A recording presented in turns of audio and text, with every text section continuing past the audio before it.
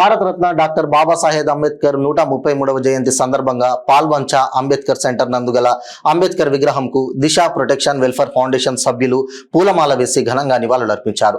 ఈ సందర్భంగా వారు మాట్లాడుతూ దేశంలోని పేదరిక నిర్మూలన రూపుమాపాలని, కులరహిత సమాజాన్ని నిర్మాణించాలనే ఉద్దేశంతో భారతదేశ రాజ్యాంగ పితామహుడు డాక్టర్ బిఆర్ అంబేద్కర్ రాజ్యాంగంను రచించారని అన్నారు.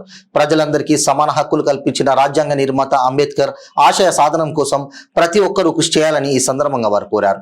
ఈ కార్యక్రమంలో దిశ కమిటీ మహిళా సభ్యులు, మండల అధ్యక్షురాలు బట్టు మంజుల తదితరులు పాల్గొన్నారు.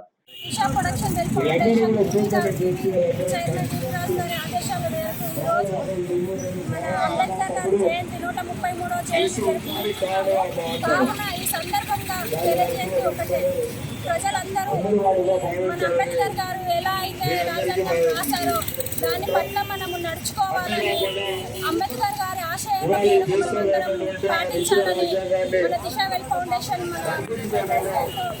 మంజుల గారి ఆదేశంలో పూలమాల సమర్పించడం జరిగింది. కావున మా కొత్తగూడెం పార్వంచ మండలం సంబంధించిన దిశ ప్రొడక్షన్ ఫౌండేషన్ అధ్యక్షులందరికీ అంబేద్కర్ జయంతి శుభాకాంక్షలు తెలియజేస్తున్నాం.